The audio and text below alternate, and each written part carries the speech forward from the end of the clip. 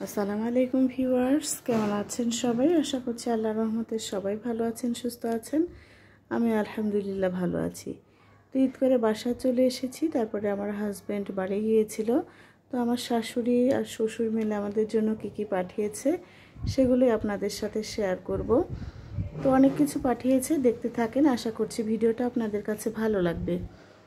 তো আমার শাশুড়ি অনেকগুলো পাকা আম জমা করে রেখেছিল, আর আমাকে বারবার ফোন করছিল যে ছেলেকে যেন পাঠিয়ে দেই এগুলো নিয়ে আসার জন্য। তো আমগুলো দেখে অনেক শান্তি শান্তি লাগছে, একেবারে পাকা টুকটুকে, একেবারে হলুদ হলুদ কালার, আর এত সুন্দর টেস্ট এই আমগুলোর।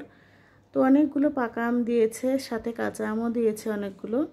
তো সব আম আমি নামিয়ে নিচ্ছি আস্তে আস্তে, একেবারে এক ক্যারট ভরা। আমগুলোর সাথে আরও অন্যান্য জিনিসও দিয়েছে। আমরা বাড়ি গিয়েছিলাম, একসাথে অনেক জিনিস আসলে খাওয়া যায় না। আম, তারপরে কলা পেকেছিল বাড়িতে, তারপরে মিষ্টি, দই, সিমাই, ঈদের সময় মাংস, মানে একসাথে এত জিনিস তো খাওয়া যায় না। আর এবার আমরা খুব বেশি দিন বাড়িতে থাকিনি, অল্প সময় থেকে চলে এসেছি। তো যে আমগুলো আমরা নিয়ে এসেছিলাম সেগুলোও শেষ হয়ে গেছে, আর বাড়িতে আম এগুলো আবার পেকে গেছে। এই কারণে আমার হাজব্যান্ড আবার বাড়ি গিয়েছিল আম নিয়ে আসার জন্য। আমার শাশুড়িও বারবার ফোন করছিল। আর এই আমার হাতে ছোট্ট ছোট্ট আমগুলো এত টেস্টি খেতে।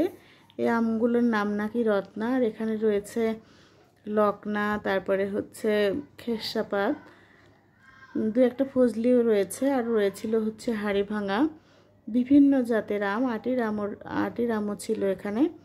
আর আমগুলো যে খেতে এত টেস্টি, আলহামদুলিল্লাহ আমরা এখনও অনেক তৃপ্তি করে খাচ্ছি আম। পাকাগুলো ফ্রিজে রেখেছিলাম আর দিয়েছিলাম দু একজনকে, আর বাকিগুলো খাচ্ছি আর দিচ্ছি। আরও পাকা পাকা আম আপনাদের দেখাচ্ছি। মানে নিচের 2 লেয়ার ছিল কাঁচা আম, আর ওপরের গুলো বেশিরভাগই পাকা আম ছিল। তো বাড়িতে গেলে যেহেতু একসাথে খাওয়া যায় না, সে কারণে আমরা খুব একটা বেশি আম খেতে পারিনি। তো এগুলো একেবারে কাঁচা আম, এগুলো খুব একটা পাকা নয়। তো সব আমগুলোই আমি বের করে নিয়ে তারপরে ভাগ ভাগ করে রেখে দেব। কাঁচা আমগুলো অবশ্য কয়েকদিন থাকবে, আস্তে আস্তে পাকবে, তারপরে খাওয়া যাবে। তো সিমাই শুধু খেয়েছিলাম, লাচ্চা খাওয়া হয়েছিল না, তাই লাচ্চাও দিয়ে দিয়েছে। আর আমি শাক খেতে চেয়েছিলাম, তাই আমার শাশুড়ি একেবারে টাটকা শাক তুলে দিয়েছে, শান্তি আর কলমির শাক।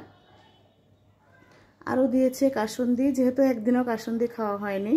আর দিয়েছিল আমার অনেক পছন্দের কচুরলতি। আমাদের বাড়িতেই আমার শ্বশুর অল্প একটু জায়গায় কচু লাগিয়েছে, সেই কচুরলতি। আর সাথে দিয়েছিল ভাতের চাউল। আমার শাশুড়ির উপহার আপনাদের কেমন লাগলো কমেন্টে জানাবেন।